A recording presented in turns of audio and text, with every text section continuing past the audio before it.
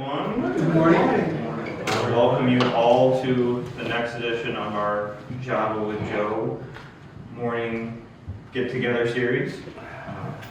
Sponsored in part by Public Coffee, so they're the ones who gave us the coffee and cookies, so be sure to go thank them for that. So you get to listen to me today for the whole time. So, you know, if you want to walk out now, that's okay. I won't be offended. So we're going to talk about something that's just become more of an interest in my research when talking about the land company.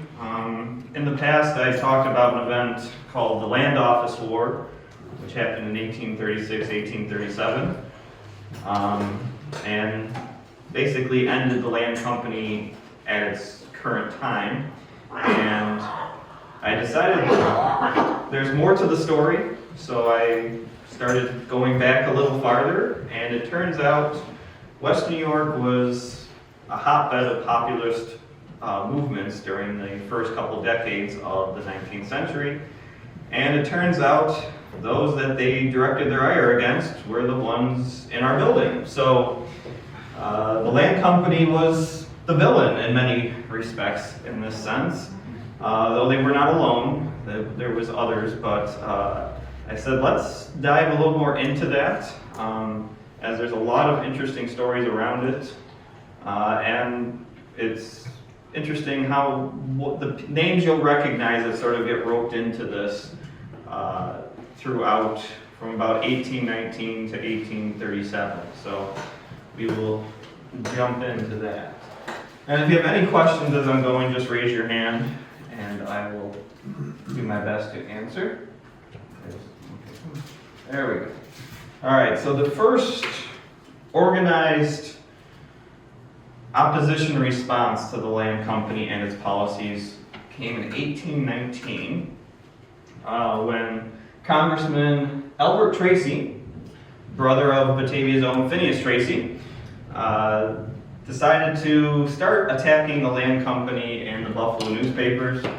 And the theme throughout this movement is comparing the Holland Land Company to aristocratic landowners from England, basically. So that was a common theme we'll see throughout. So basically, his words were focused on how the land company and its agents lorded over everyone and got all the benefits, and the settlers were taken advantage of.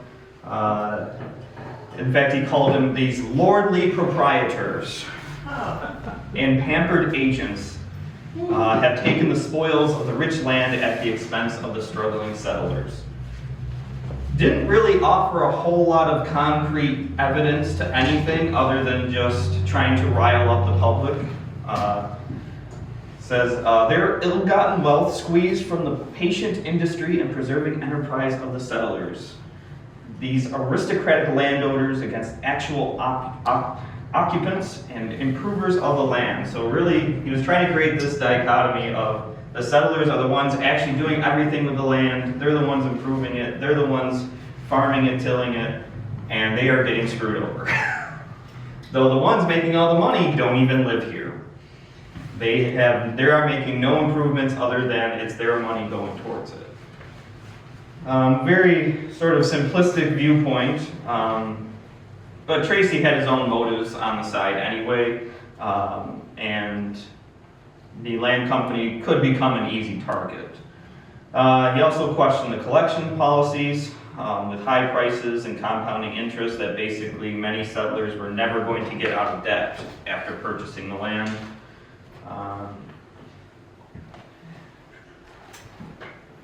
And often the payments were pressed for even at times of economic downturn, and West New York was a microcosm of the United States at this time. 1819, there actually is an economic downturn. Same thing with 1837, big shocker. Anytime there's open revolt, it's usually based around economics. But Tracy was one of a group that was sort of a growing entrepreneurial spirit and was not happy with how long it was taking for Western New York, especially all the way to Buffalo, to be opened up to the larger world.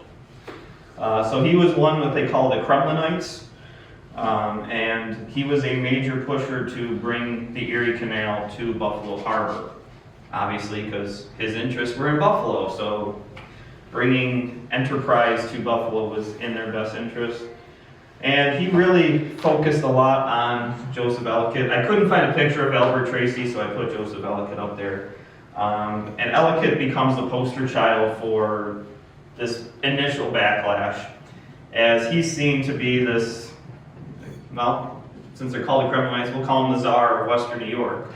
And many people saw him as the face of the problem. He was the one making all the decisions, when in actuality he was taking his orders from the powers that be. It was up to him to sort of enact them in different ways, but he really didn't have as much power as his opposition liked to think he had in terms of the general policy making. So Albert Tracy is the first one to start really making it publicly that we're not happy with the Holland Land Company policies and how they're treating the people here.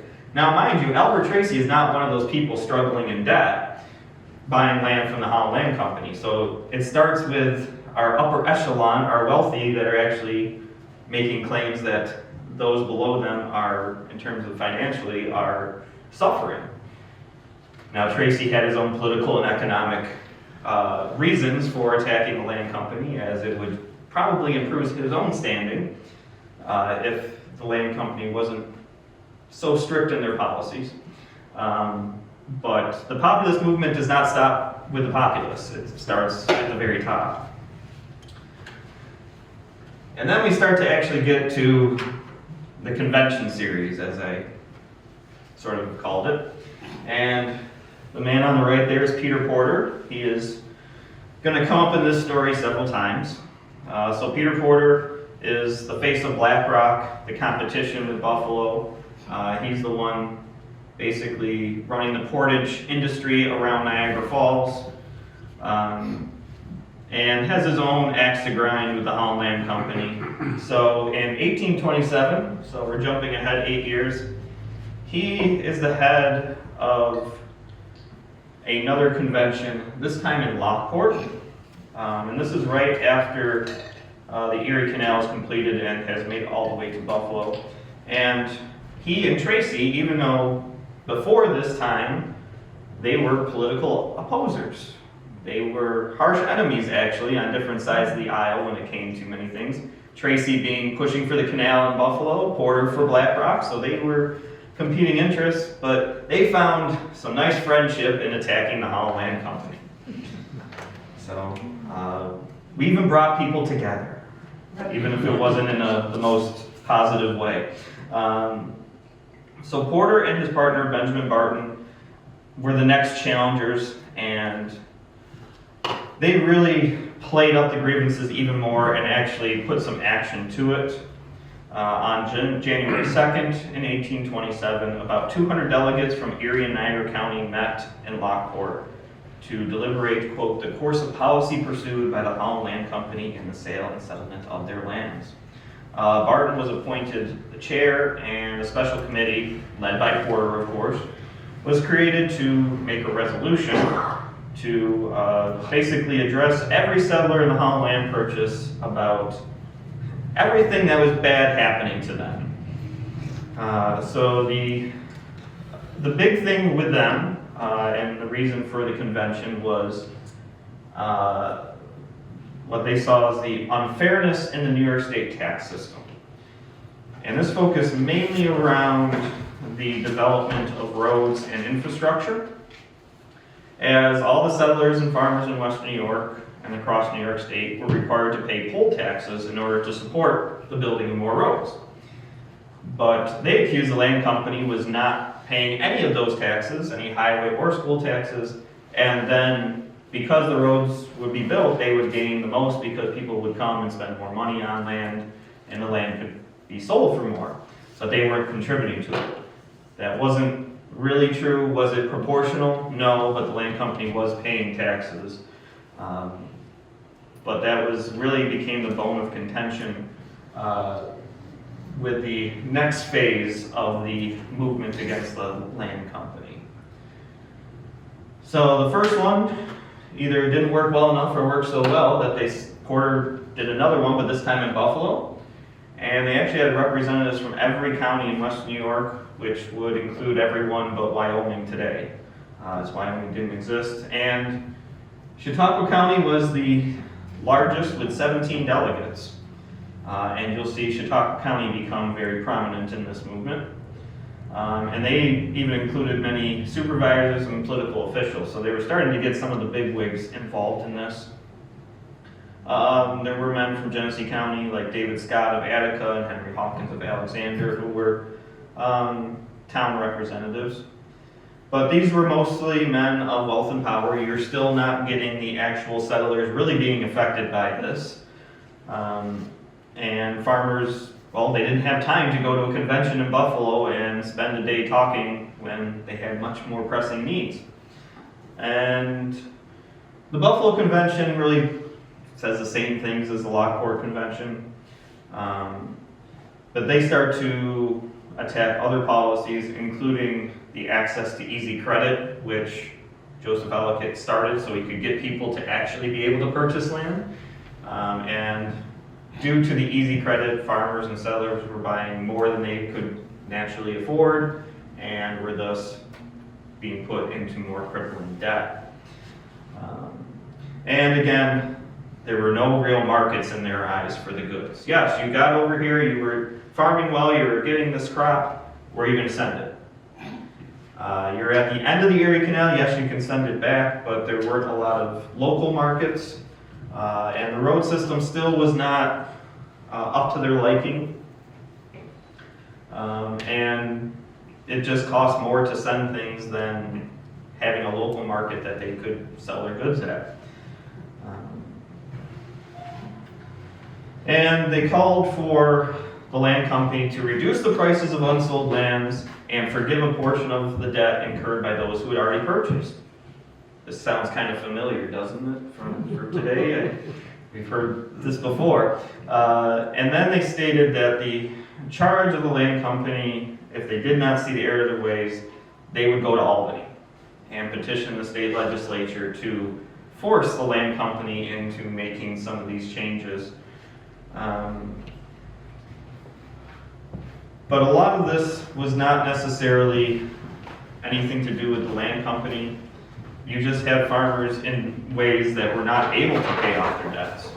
There was economic stagnation again in 1827. Every 10 years we went through some sort of downturn at this point. And the imbalance of trade, that it was just a burgeoning market. West New York had not grown excessively yet. We're still a little ways from when the economic boom happened with the Erie Canal becoming a full force. So it just was it wasn't quite primed yet to grow. And a lot of people just weren't willing to wait, and they saw the land company as the reason for that.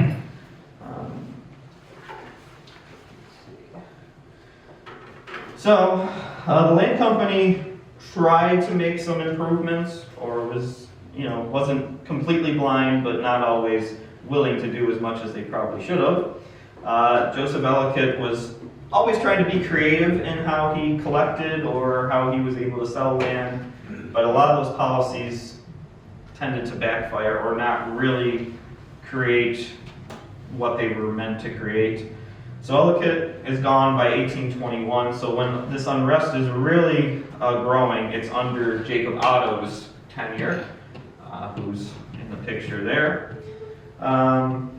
So he instituted a new policy that was meant to improve the situation, but it often created more debt for those who were paying as he really stepped up the collection policies. Joseph Ellicott was even known to accept livestock and barter items in exchange for payment. Otto gets away from that, which made it even more difficult for struggling settlers to be able to pay off their debts. And by 1827 or so, 35% of settlers living in the Holland Purchase were under delinquent contracts. So they had basically defaulted on them. And the same number were on renewed contracts that were higher than their initial price that they paid. So about 3/4 of the entire population under the Holland Land Purchase was not in an advantageous position in terms of their payments and was struggling mightily, which doesn't help the land company either, because if people can't pay, they're not going to make any money. But one big complaint was that the land company would start levying legal action against everybody. They threatened this many, many times, but very infrequently actually pursued any legal action. So there was more of an empty threat than anything, because if they had to do that every single time, they'd just be in court every single day. And it wasn't advantageous to be that at all. But they really never took Peter Porter and his movement seriously. In fact, basically called it a political stunt and a business stunt because, well, Porter had direct competing interests with the Holland Land Company. So they just said, well, he's just trying to take us down because, well, he has his own land he's trying to sell and his own business that he's trying to compete with us. And he and Joseph Ellicott were oil and water, we'll say, and never got along. And eventually, John J. Vanderkamp, who takes over for Paulo Busti as a general agent in Philadelphia, he has to take action, but he brushes it off for quite a while as well, until Albany starts making some changes. And this is where we see it go from, I'll call it a writing letter campaign, to all-out protest in many senses. So David Ellicott Evans takes over after Jacob Otto dies, and he was selected to be the resident agent here in Batavia as a way to hopefully stem the negative perception of the Holland Land Company. First off, he was a Western New Yorker. He lived here. He had moved here as a young man and had been here a while and was well known. He knew the land company and the settlers in the process because he'd been involved with his Uncle Joe. And he was a successful politician as he had served in Congress for a term. So they thought he would be the perfect man to sort of put a new face on the Holland Land Company and start to smooth over these negative perceptions. But in fact, it did the exact opposite. Because Evans was more of the same that the movement was poking fun at. He was a wealthy landowner and a politician that was actually seen as a foreign apologist.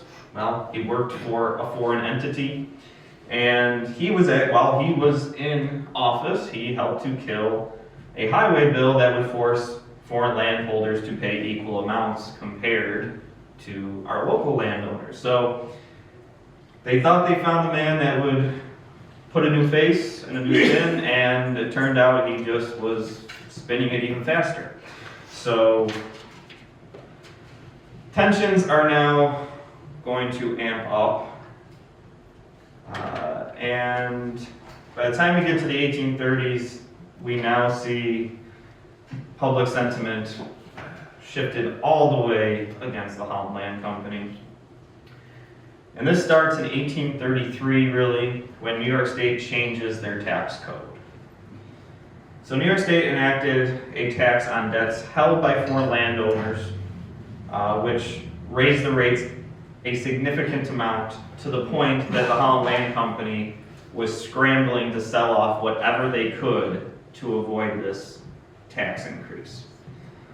So they started ramping up their collection policies and their terms on new agreements and contracts, and basically started putting a portion of that increase onto the settlers, saying, okay, they're raising taxes on us, guess what? You're going to help cover it. So we're going to raise your rates, we're going to collect more, and this ticked everybody off to no end.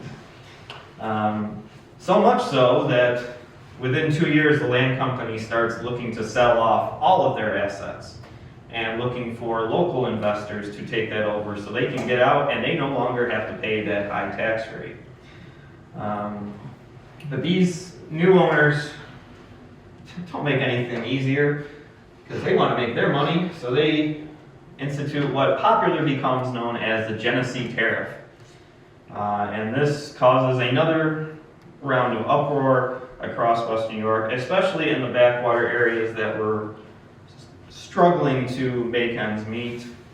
So they call another convention in Buffalo, and they get delegates from every single county, and they basically call them out for this policy of pushing their tax burden onto the settlers of these foreign landowners, these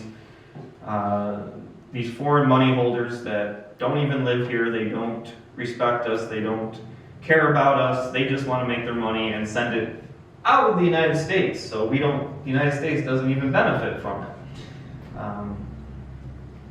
But this convention is where we start to see the political movements start to come together. They start to back Whig candidates who become the opponents of the Holland Land Company, and then the Anti-Masonic Party, which grows out of that.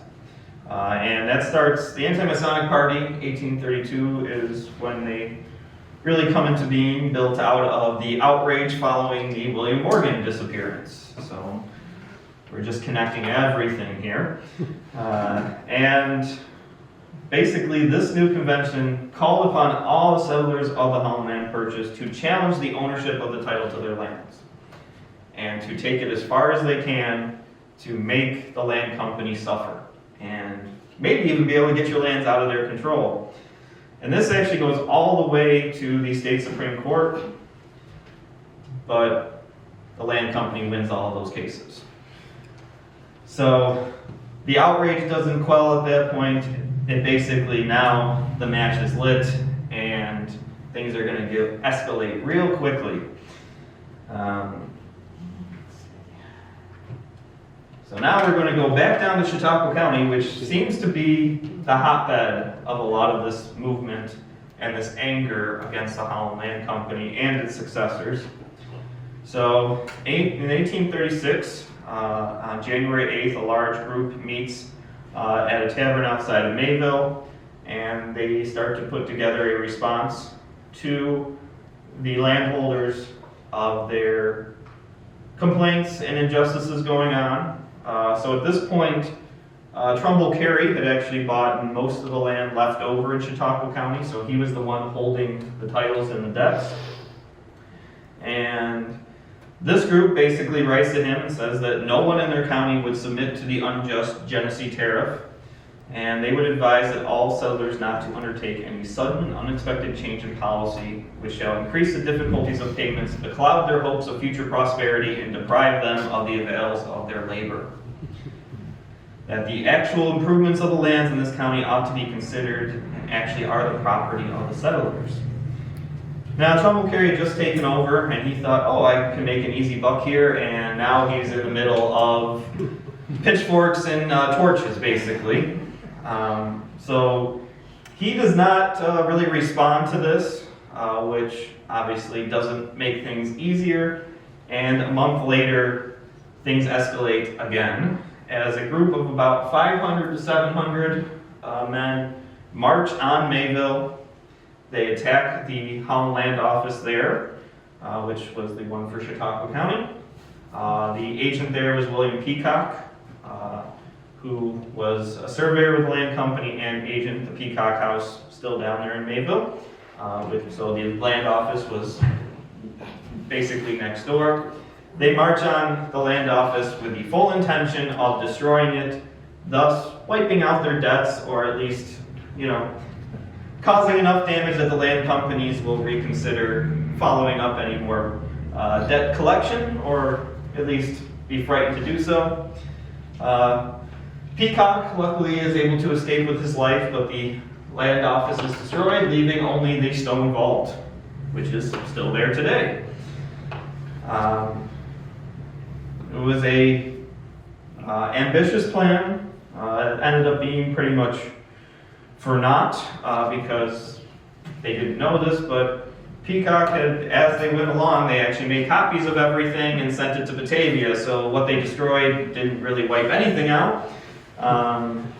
Everything was pretty much saved, but Ellicott Evans, Peacock, Land Company, they all took notice of this, obviously, and everyone became on edge. And due to the destruction in Mayville, across the purchase, these groups became more emboldened. They started to more openly oppose the Land Company, and they held another convention in Buffalo on March 30th of that year, and basically every small town had their own mini convention to decide what they were going to do to oppose the Land Company and how far they were going to go.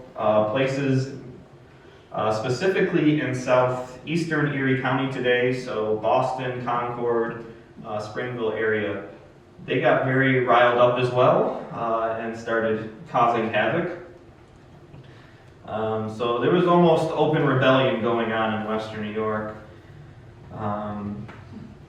But the new holders of the properties remained defiant and weren't backing down, so things just escalated again. So I think if people were willing to at least sit down and talk, maybe none of this gets to the point it gets to, but you have people with money wanting more money and the people without the money not sure what to do, and they thought their only course of action was to revolt. And West New York, if you know your early American history, you've got the Whiskey Rebellion, Shays Rebellion. We had our own rebellion here in West New York. It just didn't quite get to those levels and didn't have any sort of bloodshed, but there was some craziness going on. So Ellicott Evans is now basically on high alert and is seeing the writing on the wall and is almost preparing for war in many respects. And one particular incident that's closer to home to here in Batavia than in Mayville is the Sylvester Locke incident. He owned property in Marysburg, which at the time was still part of Genesee County. And on April 1st, about 500 men arrived on his property to get it back for him, as it had been foreclosed on him. They marched on the property and forced off the new tenant, Lewis Patterson, and took his cattle from him and his house, kicked him out. And then the sheriff and deputies went to force Locke off again, and they were met by a mob of armed men. And they actually fired at each other, nobody hit anything. Eventually the sheriff was able to disperse the mob and took the property back from Locke again. But there were more and more incidents of this going on throughout the purchase, where settlers who had been forced off due to lack of payment were marching back on and trying to take it right back. So the local sheriffs were very busy at this point. So now, once Evans hears that, he knows that Batavia could be the next target, could be next in line. So he actually purchases 50 muskets and 1,000 cartridges of ammunition for our building right here. And he almost has to put them to use, as on May 14th, the alarm bells in Batavia rang out as there was news that 700 men were gathering down the road in Alexander, and they were on their way here to Batavia to march on the land office here to convince them to change their policies, to give them their money back, to forgive their debts. The following day, the mob showed up. It wasn't 700 men, but it was still 300, and they marched right to the front door and called on Evans to come out and treat with them. He refused. Everyone at the land office grabbed their musket and basically was ready for a siege. Luckily, in short time, the sheriff and about 120 militiamen showed up here in Batavia on Main Street, and we had a standoff, basically right out front here. And luckily, cooler heads prevailed. The mob, I think, was not ready for armed resistance in any way, as most of them were not armed with firearms, but more hand-to-hand weapons or tools. So they backed down, they dispersed. But this was really the death knell for the Holland Land Company. Evans remained on edge though, and he actually acquired 2 cannons for the artillery units in Leroy and Bethany. So it's only kind of fitting that we have two cannons out front of the museum now. Not the same ones, but actually around the same time. So, and then he also had two blockhouses constructed to help protect records if they did march on again and try to destroy the land company.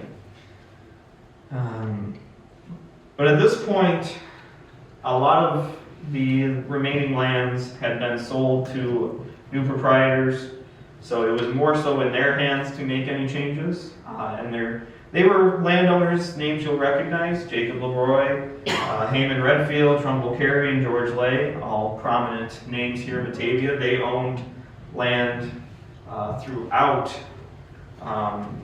Western New York in large pieces. Eventually, they modified the terms of credit and sale to placate the angry settlers. It only took them a few years to enact this and many disruptions. And by the end of 1837, the Land Company has essentially closed down and its agencies, though they're still keeping records and there's still transactions happening, because in the original ledgers I've seen, they go all the way up to 1845. So things weren't necessarily completely closed out, but the Land Company said, we don't want any more of this. It's becoming too hot in here. We're going back to Amsterdam. So then we move on to new ownership. So those gentlemen I mentioned, Leroy, Redfield, they owned bought land in Erie, Niagara, Orleans, and northern Genesee County. And then Trumbull, Carey, George Lay had land in Chautauqua. And then Devereaux, Hoyt, Nevins, Lord, and William Kent had Cattaraugus, Allegheny, and southern Genesee. So northern Genesee would be basically Genesee County, southern Genesee would be Wyoming County today. So you had several groups sort of split up and take over portions. Another one that eventually comes in is the Ogden Land Company, and they're focused mainly around the Buffalo area, but these are the gentlemen who now have to deal with it. And you think, oh, the land company's gone, everybody's happy. No, the same thing kept happening. So there's one particular incident that's referenced that I felt was definitely worth talking about because it's just too good. There's a couple brothers down in Cattaraugus County, down near the Olean area today. Jacob and George learn, and they did not learn from their mistakes. So they failed to honor their contracts with the new proprietors, and in 1843 the titles to their land were sold off. So when they were called to make payment, they didn't make payment. They couldn't even make payment in terms of, all they were asking for was cattle. So they weren't even asking for money. They didn't make the payment. So eventually they owed these new proprietors over $800. And we're talking 1843, so this is a very significant amount of money for backwater farmers who obviously can't pay anything. So eventually they were taken to court in March 1844.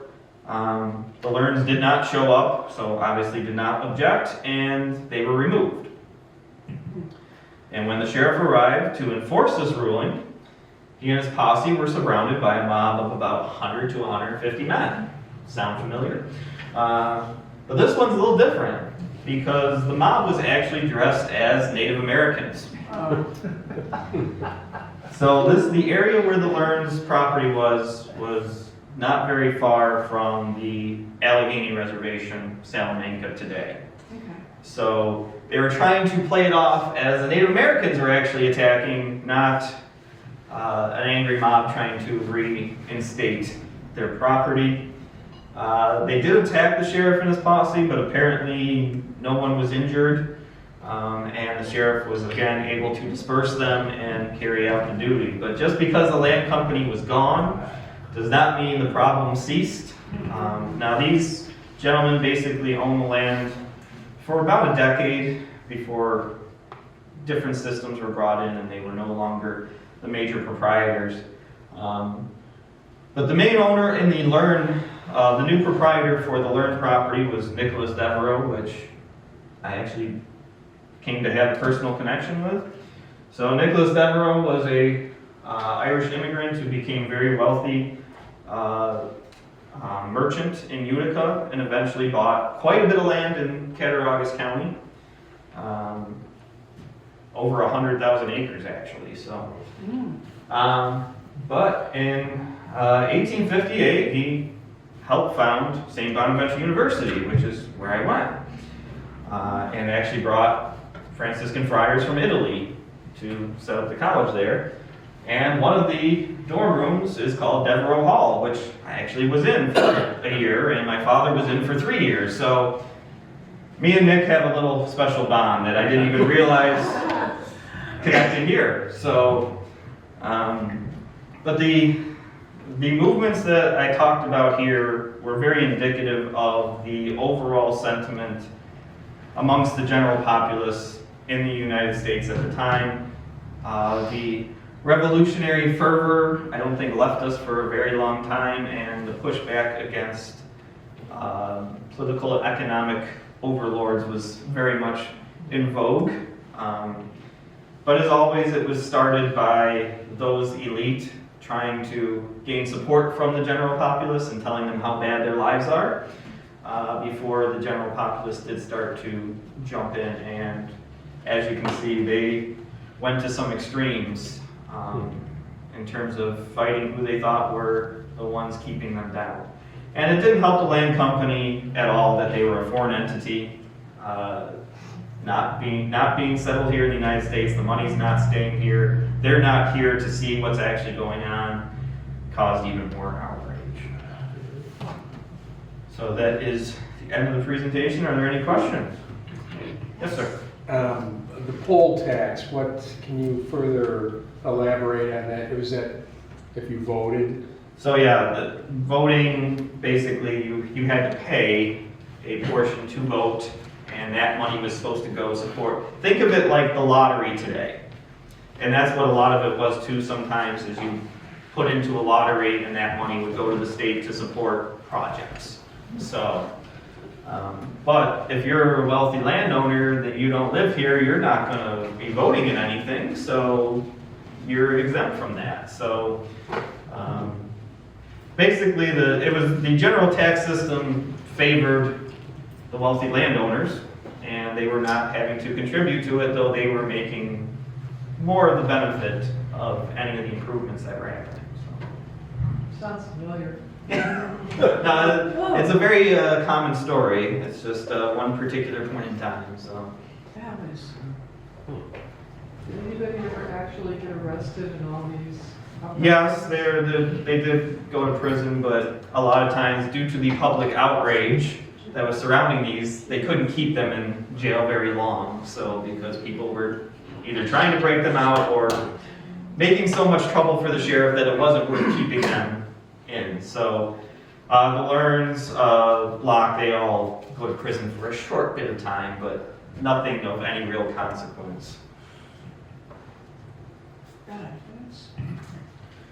Cool. Any other questions? I'm just thinking about it. Outside our doors, we're having So yeah, picture a dirt road with about 500 people in total with guns pointed at each other, all because of our building here, with guns pointing out of the building too.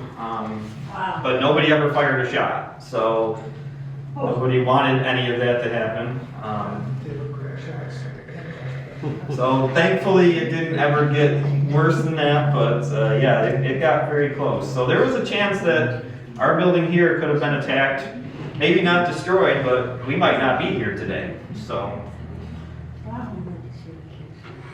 I just wanted to show you one of the sources that I did use for this presentation, because it covers a lot of this aspect. It's called Frontier Settlement and the Market Revolution, the Holland Land Purchase. So draws in those greater themes of the economic turmoil of the first half of the 19th century in the United States, using our area in the Holland Purchase as a microcosm of that. So this was actually, it was published by Cornell, but the gentleman's actually out of Texas who talked about this. And he's the one who gave me the information on some of those little interesting events that happened, especially the George Learn one. So if you're more interested in the topic, we do have copies of this, so you can read it a little bit. It is not a quick read. It is dense, but it's very interesting look at how the land company is connected to market forces and all of that. Because we like to think of it as, oh, they're just buying and selling land, but there's a lot more to it than that. So just giving a shout out to one of my sources. But Good job.